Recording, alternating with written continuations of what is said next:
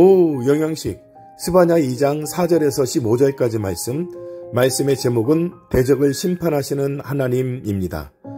오늘 우리가 읽은 전체의 말씀이 이방민족을 심판하시는 글로 채워져 있습니다.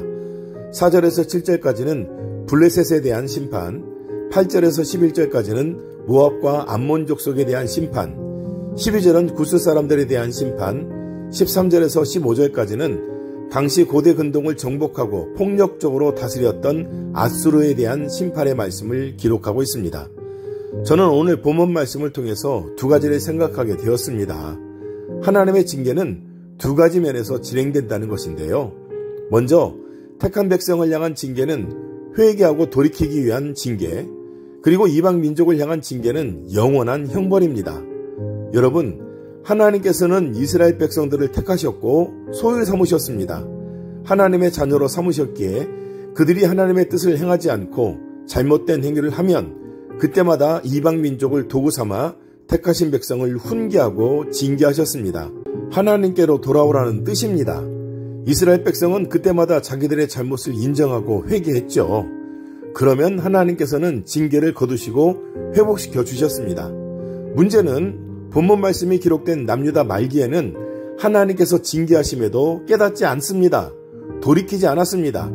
그렇기에 하나님께서 남유다를 포함한 이스라엘 전체를 흩어버리셨습니다. 그러면 하나님의 법칙이 틀린 것일까요? 아니요. 오늘 말씀을 보시면 그렇지 않다는 것을 알 수 있습니다. 여러분, 본문 말씀은 택한 백성 이스라엘을 징계하시기 위해 사용하셨던 이방 민족에 대한 하나님의 심판 메시지입니다. 블레셋, 모압과 암몬, 구스, 아수르에 대한 심판. 이어서 둘째로 생각해 볼 말씀, 이방 민족에 대한 심판입니다. 여러분, 블레셋은 언제 하나님의 채찍으로 사용되었나요? 사사시대 때와 이스라엘 초기, 다윗시대 때까지 보면 블레셋이 자주 등장합니다. 모압과 암몬은요, 이들은 사실 아브라함의 조카 롯의 아들들입니다. 형제국가죠. 그런데 이들은 이스라엘 백성들이 출애굽해서 가나안 땅으로 들어갈 때 길을 빌려달라고 했지만 거부했던 이들입니다. 뿐만 아니라 수시로 이스라엘을 침략해서 괴롭히고 약탈해갔던 족속들입니다. 구스는 애굽의 남쪽 현재의 에디오피아라고 주장합니다. 구스까지 하나님의 심판을 받았다는 말씀은 곧 애굽도 하나님의 심판에서 자유롭지 못하다는 뜻입니다. 아수르는 어떻습니까? 북이스라엘을 침략해서 주전 722년에 멸망시킨 나라, 남유다까지 침략해서 잔인하게 괴롭혔던 고대 근동 지역의 절대 강국 중에 하나였습니다. 매우 포악하고 무자비한 나라, 전쟁을 즐기는 호전적 민족이었습니다. 절대 강국이라 해도 과언이 아니었던 아수르도 결국은 바벨론과의 전쟁에서 패하면서 쇠락의 길을 걷고 최종적으로는 역사의 뒤안길로 영원히 사라지는 민족이 되었습니다. 여러분, 이처럼 하나님께서는 이스라엘을 훈계하시는 도구로 이방 민족을 사용하셨으나 회개하는 이스라엘은 회복시키십니다. 반면 도구로 사용된 이방 민족은 사용 연한이 끝나고 나면 하나님의 영원한 심판을 받았습니다. 사랑하는 믿음의 가족 여러분, 우리도 마찬가지입니다. 우리도 하나님의 택함을 받았습니다.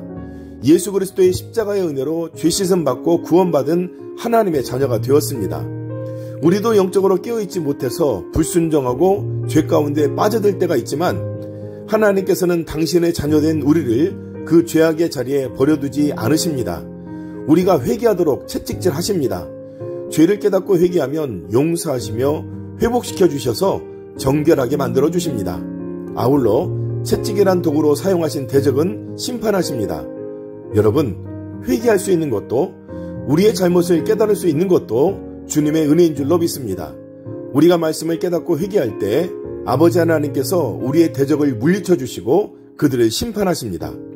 오늘 하루 소망하기는 나의 삶의 모습을 돌아보며 잘못을 깨닫는 즉시 회개하는 지혜로운 하루 되시기를 우리 주 예수 그리스도 이름으로 축복합니다. 주님께서 회복시키시고 승리하는 삶으로 인도하실 줄 믿습니다. 아멘.